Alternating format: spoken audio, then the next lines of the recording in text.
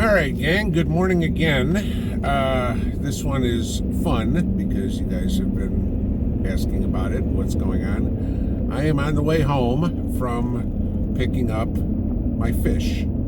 So we will launch the fish today. Now, to give you an idea of what I got and why, all right, because trust me, a lot of research went into it, and planning and talking to people and figuring out what I want to do, what my goal was with my pond, okay?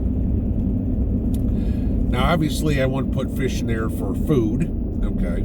I also want to put fish in there so I can use that pond water to water my garden, because fish waste is excellent fertilizer, all right? Diluted, of course.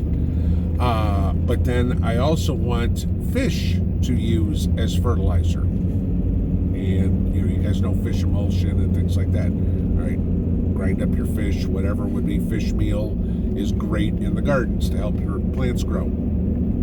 So I'm trying to do multiple things. So what I purchased was 100 bluegill sunfish. Boy, I tell you, nobody in Tennessee knows what the yellow line means. Everybody just wants to straddle it. So I got 100 bluegill sunfish, not hybrids, okay? And the reason being is this. Hybrids are a cross between a bluegill sunfish and a green, or a bluegill and a green sunfish. And while hybrids will reproduce, they won't reproduce that much. Bluegill sunfish will reproduce like rabbits, and that's kind of what I want. Everybody go, well, you're going to get smaller fish. Not if I fish it, okay? Because like I said, I want to use the fish to plant under my peppers, my tomatoes, my whatever, so I can use that as fertilizer. Small fish work fine for that. Small fish work fine in your compost pile, okay? Stuff like that. Great source of nutrients. So I got 100 bluegill sunfish, 25 red ears, okay, just so you had some cross in there, and then 3 pounds of fathead minnows. I did not get any bass as of yet, and I know everybody's going to go, well, you need to control the population. You are correct. The problem is, if I get bass now, they'll eat all the sunfish by this summer, and I'll have the bluegill, and I'll have nothing left.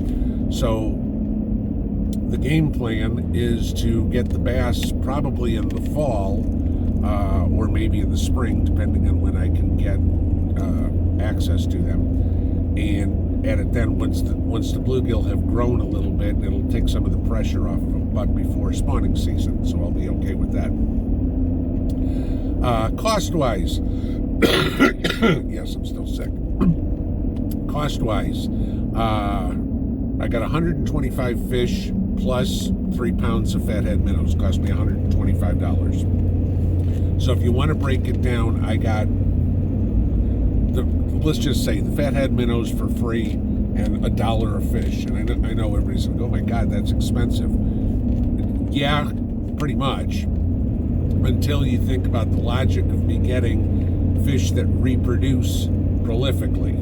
And by getting those fish, I will get over and over and over, and eventually my cost will come down. So, let me get the rest of the way home, and we will go put these guys in the pond. All right, so back home, and getting the fish ready here. So, I'll give you the idea of what's going on. As you can see there by the stumps, the pond is low. It's probably that taller stump of the two, the one on the right. That one, when the pond is full, is just underwater. So that'll tell you I'm a foot to 18 inches low. So, but fortunately, we're supposed to have rain for like 5 days in a row here. So first step I need to do is acclimate the fish to the temperature of the water.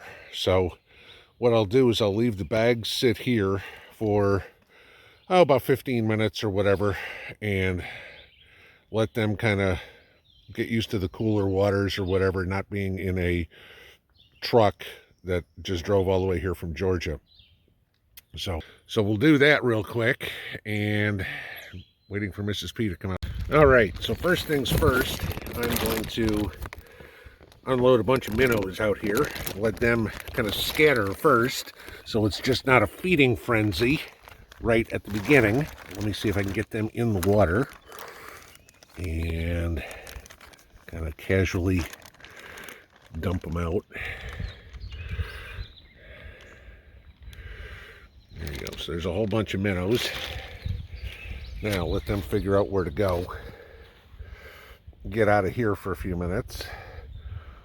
These will be the forage for the bluegill. There's also a bunch of tadpoles in the pond, so that'll be very helpful. But hopefully these guys will take off. Some of them are 6 feet away already, okay? I mean, you can see there's some dead ones on the top. That doesn't surprise me. But they got to figure their way out of here first. All right, so moving on along, we got a bunch of bluegill to go in. So we will do the same here and kind of let them loose, figure what they got to do. Yeah, they're a lot more. Hello. Bunch of them took off right to deeper water real quick. I got them about 15 feet from the minnows so they won't immediately attack. But yeah, the bluegill are heading out to deeper water quick, so that's good. And then our last little mess, and I'll do this here in between the two, is red ears. If you can see them in there, they're flopping around. And we'll see how they like their new home. There's one stuck up in there. Get on out. There you go, guys. Come on. Get in the water.